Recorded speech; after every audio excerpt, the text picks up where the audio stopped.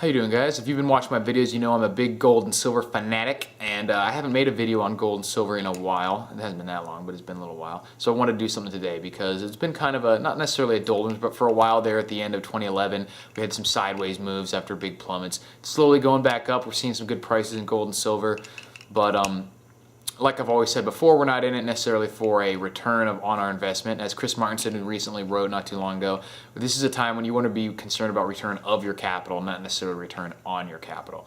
And gold and silver, as seen here, evidenced by this 100-gram gold bar. This is one of my favorites. It's really pirate-looking treasure right there. And my favorite silver coin, my kookaburra. Yeah, so we want to worry about a return of our capital, so we put it in real assets, gold and silver.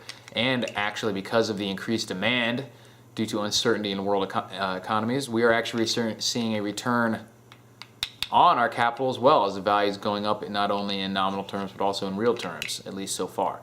But eventually, we're going to want to go back to other types of investments that generate income and stuff like that. Once we weather the storm, at least that's my plan, and that's the plan of most other people that I've talked to, is they want to invest in safe havens of gold and silver right now. Or not necessarily invest, but store their wealth in these safe havens. And then when the danger has mostly passed, when after we've seen probably a currency collapse, some sovereign defaults, things settle out a little bit, then make the jump back over to regular types of investments that generate income after you've weathered the storm. So when should we do that? Some people are asking for a specific price target, like, oh, should I sell my gold when it gets to $50,000? That doesn't necessarily mean anything. You'd have to have some context there, because in like in Weimar, Germany, if the economy goes that route, which it might not, but if it does, and you sold at $50,000, then you could have a lot of storm left to weather without your gold and silver. Because in Weimar, Germany, I think gold got up to like 50 trillion marks or something like that. So obviously, you'd want to wait till that type of economic disturbance is over. And one of the best ways that I've heard it described, or one of the best systems for deciding when to make the jump from gold back over to other things, was described by a McIlvaney at a McIlvaney commentary, weekly commentary. He has an investment firm over there, and he's had some pretty good radio shows. And the way that he described it is you should always have roughly a third of your portfolio in gold and silver. What is it with the cats around here? But yeah, like even in good times, you want to have a decent chunk in gold and silver, just because there's no such thing as a risk-free time.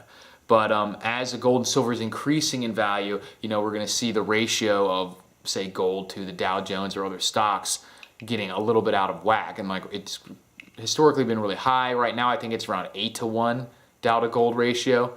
And his recommendation is once we start seeing 3, 2, and 1 on the Dow to gold ratio, that's when you want to start making the jump over. You don't want to really wait for one specific point, because it might not ever happen. What we're focusing on is a general trend. Is when we see the disparity between gold and other assets, maybe real estate, maybe Dow Jones or other equities, getting to be really, really huge, and when people are only focused on the gold and they're completely done with everything else and you can get it super cheap, that's when you want to start making the move back over. Not to sell it all in lump, but taking some of the cream off the top and saving some, actually protecting some of that extra purchasing power that you've got. Because it's perfectly fine to invest X amount of your life in human labor. Say you've invested 100 hours of human labor in gold, riding the spike up in gold in nominal terms, and then back down saying, cool, I have just as much as I started with, I'm perfectly happy.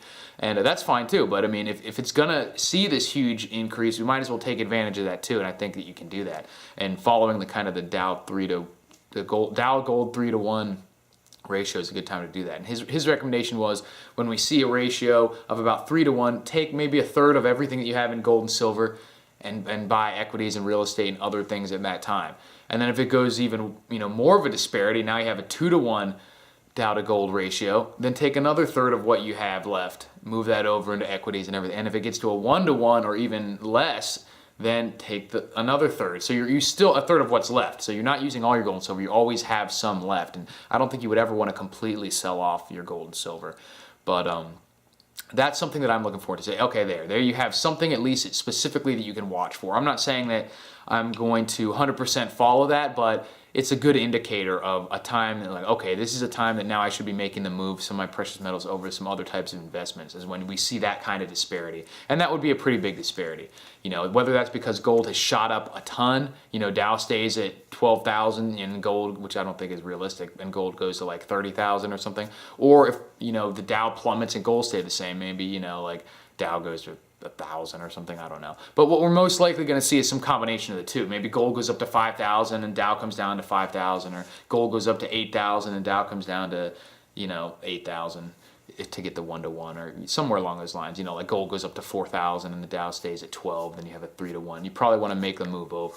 And then you could have set yourself up for a lot of future growth in any type of investments, because once everything sort of evens out there, then in the future when things get better, you could have bought all these companies and this real estate super cheap, and you could profit immensely from that. But like I said, you go with your gut. Focus on the things that you know are important, and don't take any risks you're not willing to take. But this is kind of a good way to gauge when that disparity is big enough that you could profit from moving some things back over. Because if you're focusing on a day-to-day basis, sometimes the changes don't seem that big. It's incremental. It's like the whole frog in the boiling water thing.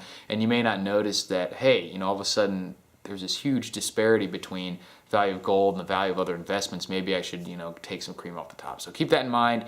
Keep your eyes focused for those types of opportunities. And like I said, I'll let you guys know anytime I'm deciding to make big moves like that with my gold and silver. I'm not going to do it in secret. So keep watching, and I'll keep you guys posted. Thanks.